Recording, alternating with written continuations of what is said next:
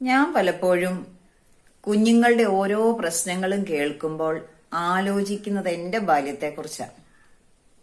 ഞാൻ 4ാം ക്ലാസ് വരെയൊക്കെ ഒരുപാട് നന്നായിട്ട് പഠിച്ചു വന്ന കുട്ടിയായിരുന്നു. പക്ഷേ പുതിയ സ്കൂളിൽ ചെന്നപ്പോൾ 5ാം ക്ലാസ്സിലെത്തിയപ്പോൾ അവിടെ ഒരു ടീച്ചർ എന്നെ കമ്പയർ ചെയ്ത് സംസാരിച്ചു. അതോടെ പോയി എന്റെ ആത്മവിശ്വാസം മുഴുവനും. അങ്ങനെ ഞാന് ഹിന്ദി എന്ത് ചെയ്താ പഠിക്കുകയില്ല, അങ്ങനെയായി. ആ ഒരു വിഷയത്തോടുള്ള ഭയം എന്നെ ഒരുപാട് തളർത്തി. ഹിന്ദി പഠിക്കാൻ എനിക്ക് പറ്റുന്നില്ല എന്നുള്ളൊരവസ്ഥയായി. പിന്നെ എന്റെ അമ്മാവന്റെ മകള് ശോഭ ചേച്ചി സഹായിച്ചിട്ടാണ് ഞാൻ 10ാം ക്ലാസ്സിൽ അത്യാവശ്യം നല്ല മാർക്കോടെ ഹിന്ദി പാസ്സായത്. ഞാൻ പറഞ്ഞു വരുന്നത്, നമ്മൾ ഓരോരുത്തർക്കും എല്ലാ വിഷയവും പഠിക്കാനാവില്ല.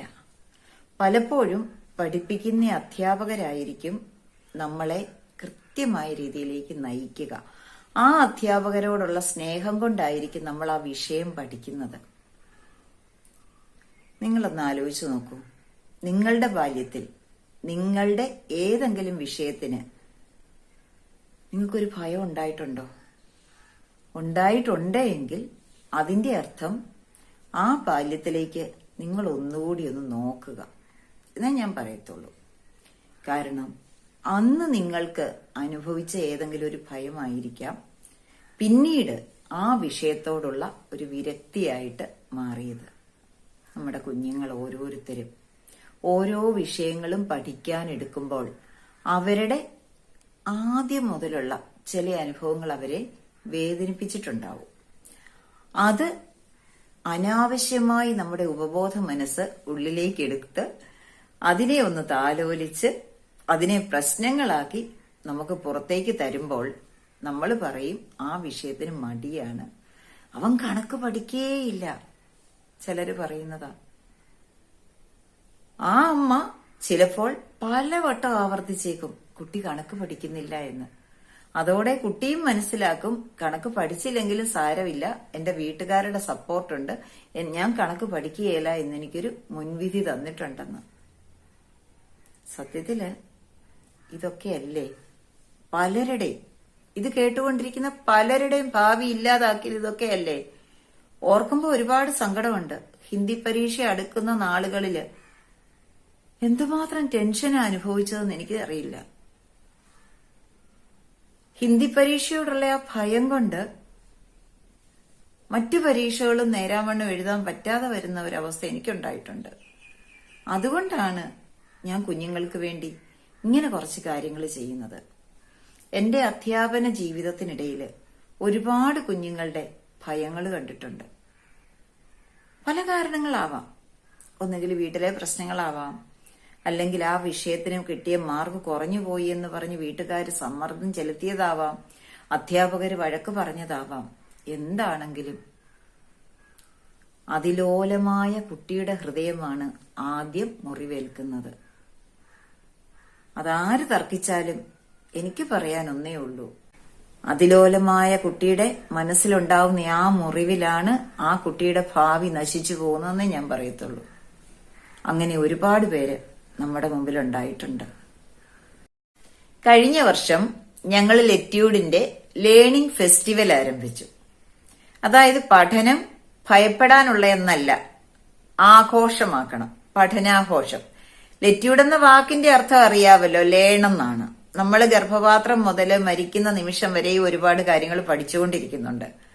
നമ്മൾ പറയും ഇതിൽ നിന്ന് കിട്ടിയ അറിവുകൾ എടുത്ത് ഉപയോഗിച്ച് വേണം അടുത്ത സ്റ്റെപ്പ് എടുക്കാനെന്ന്. പക്ഷെ ഇപ്പൊ ഫാസ്റ്റായിട്ട് പൊയ്ക്കൊണ്ടിരിക്കുന്ന കാലമാണ്.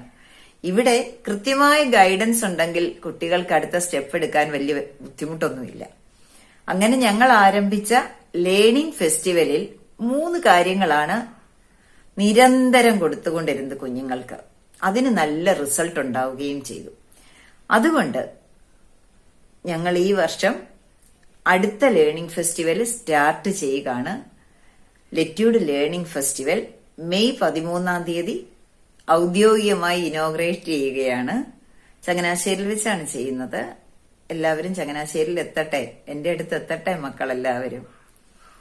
കേരളത്തിന്റെ വിവിധ ഭാഗങ്ങളിൽ നിന്നും ചെന്നൈയിൽ നിന്നുമൊക്കെ കുഞ്ഞുങ്ങൾ എത്തുന്നുണ്ട്. അമ്മമാരും അച്ഛന്മാരും അപ്പൂപ്പനും അമ്മൂമ്മയും എല്ലാരും എത്തുന്നുണ്ട്. ഒരു കുടുംബത്തില് ഒരു കുട്ടി പഠിക്കണമെന്നുണ്ടെങ്കിൽ ആ കുട്ടിക്ക് കുടുംബാന്തരീക്ഷം സെറ്റ് ചെയ്യണം. കുടുംബാന്തരീക്ഷം എങ്ങനെ സെറ്റ് ചെയ്യണം? അച്ഛനും അമ്മയും മാത്രം പോരാ, വീട്ടിലുള്ള എല്ലാ ബന്ധുക്കളും എല്ലാ അംഗങ്ങളും കുട്ടിയെ മുറിവേൽപ്പിക്കാതെ ഇരിക്കുന്ന രീതിയിൽ വേണം പഠിക്കാനിരുത്താൻ. ഞാൻ ഇങ്ങനെ പറയുമ്പോൾ നിങ്ങൾക്ക് ഇങ്ങനെ ഒരു ചോദ്യം വരാം, കുട്ടി ചെയ്യുന്ന എല്ലാം ശരിയാണെന്ന് പറഞ്ഞ് അതിനെല്ലാം അനുവദിച്ചു കൊടുക്കുകയാണോന്ന്. അങ്ങനെയല്ല, അതൊന്നും അങ്ങനൊന്നും അല്ല. ഇത് കുട്ടിക്ക് പഠിക്കാനിരിക്കുമ്പോൾ സന്തോഷത്തോടെ ഇരുന്ന് പഠിക്കാനുള്ള ഒരു അവസരം ഉണ്ടാക്കി കൊടുക്കുക. കൃത്യമായ ഗൈഡൻസ് എല്ലാ ദിവസവും മുടങ്ങാതെ കൊടുക്കുക. നമ്മൾ അങ്ങനെ ലെറ്റ്യൂഡിന്റെ 2ാമത്തെ ഘട്ടം ആരംഭിക്കുകയാണ്, ലെറ്റ്യൂഡ് ലേണിംഗ് ഫെസ്റ്റിവൽ 2. അപ്പോ ഞാൻ കുറേശ്ശെ കാര്യങ്ങൾ നിങ്ങൾക്ക് പറഞ്ഞു തരാം. ഇവിടെ യൂട്യൂബില് ദിവസം ഒരാശയം വെച്ചാണെങ്കിലും ഞാൻ പറഞ്ഞു തരുന്നുണ്ടാവും. നിങ്ങൾക്ക് അത് എടുത്തിട്ട് നിങ്ങളുടെ കുട്ടിക്ക് പറഞ്ഞു കൊടുക്കാൻ പറ്റും. അതല്ല, നിങ്ങൾക്ക് ഞങ്ങളോടൊപ്പം വന്ന് വാട്സാപ്പ് ഗ്രൂപ്പിൽ നിന്ന് ഒരാശയം എടുക്കണമെങ്കിൽ അതിനും മാർഗമുണ്ട്. അതിനുള്ള ലിങ്ക് ഞാൻ തൊട്ട് താഴെയുള്ള ഡിസ്ക്രിപ്ഷൻ ബോക്സിൽ ഇട്ടിരിക്കാം. അപ്പൊ നിങ്ങൾ അതിൽ നിന്നും ജോയിൻ ചെയ്യാൻ പറ്റുമെങ്കിൽ ജോയിൻ ചെയ്യുക. പക്ഷെ ഒരു കണ്ടീഷനേ ഉള്ളൂ, കുറച്ചു പേർക്കേ സീറ്റ് ഉണ്ടാവുകയുള്ളൂ. ഇത് ഫ്രീ ആയിട്ട് ചെയ്യുന്നൊരു കാര്യമാണ്. പക്ഷെ ലേണിംഗ് ഫെസ്റ്റിവലിൽ ജോയിൻ ചെയ്താൽ പറയുന്ന കാര്യം അതേപടി എല്ലാ ദിവസവും ചെയ്യണം എന്നുള്ള ഒരു നിബന്ധന മാത്രമുണ്ട്. അത് കുഞ്ഞല്ല ആദ്യം ചെയ്യേണ്ടത്, അമ്മയും അച്ഛനുമാണ്. അത് പാലിക്കണം.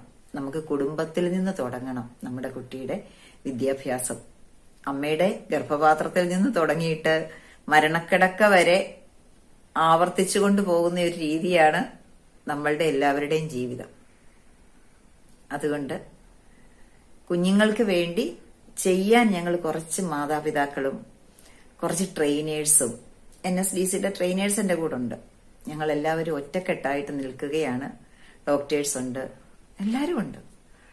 അപ്പോ നിങ്ങൾക്ക് കൃത്യമായി കുഞ്ഞുങ്ങളെ നയിക്കാൻ താല്പര്യം ഉണ്ടാവുമല്ലോ എല്ലാവർക്കും, നമ്മളുടെ വാട്സാപ്പ് ഗ്രൂപ്പിൽ ജോയിൻ ചെയ്തോളൂ. അതിന്റെ ലിങ്ക് ഇവിടെ തരാം. എല്ലാ ദിവസവും 17-ാം തീയതി മുതൽ നിങ്ങൾക്ക് മെസ്സേജുകൾ തരുന്നതായിരിക്കും. കുഞ്ഞുങ്ങളെ സങ്കടപ്പെടുത്താതെ പഠിപ്പിക്കുക. അവര് തിരിച്ചറിയണം അവരാരാണെന്നും അവരെന്തിനാ ഇവിടെ വന്നതെന്നും അവര് വന്ന ജന്മലക്ഷ്യം നിറവേറ്റാൻ അവരെങ്ങനെ ബാല്യത്തിൽ സ്റ്റാർട്ട് ചെയ്യണമെന്നും നമ്മുടെ മക്കൾ അറിയണം. എങ്കിലേ അവർക്ക് പല വേണ്ടാത്ത കൂട്ടുകെട്ടുകളും മാറ്റിവെച്ച് അവരുടെ കാര്യങ്ങൾ ചെയ്യാനാവൂ. എനിക്ക് നല്ല റിസൾട്ട് കിട്ടിയത് കൊണ്ടാണ് ഞാനിത് അനൗൺസ് ചെയ്യുന്നത്. ഒരു കാര്യം ഉപയോഗിച്ച് നോക്കി അതിൽ റിസൾട്ട് ഉണ്ടായെങ്കിൽ മാത്രമേ മറ്റൊരാൾക്ക് പറഞ്ഞു കൊടുക്കാൻ പാടുള്ളൂ. കാരണം നമ്മുടെ ആശയത്തിൽ ഒരു തെറ്റ് വന്നാൽ പോലും, ഒരു വാക്കിനൊരു തെറ്റ് വന്നാൽ പോലും അത് കുഞ്ഞിന്റെ ബ്രെയിനിൽ അത് കടന്നുകൂടിയാൽ, കുഞ്ഞിന്റെ ഉപബോധ മനസ്സിൽ അത് കടന്നുകൂടിയാൽ ആ കുട്ടിയുടെ ഭാവി മോശമാക്കുമെന്ന് സാരം. അതുകൊണ്ട് നമുക്ക് നല്ലത് മാത്രം നമ്മുടെ മക്കൾക്ക് കൊടുക്കണം. നേരമില്ല എന്ന് പറയുന്നവർക്കുള്ളതല്ല ഇത്, നേരമുള്ളവർക്ക് മാത്രം. അവനവന്റെ കുഞ്ഞിന് വേണ്ടിയാണ് ഏറ്റവും കൂടുതൽ നേരം ചെലവഴിക്കേണ്ടത്. അവര് സ്വന്തമായിട്ട് ജീവിതം കണ്ടെത്താൻ പഠിക്കുന്നത് വരെ. Thank you, love you, bless you.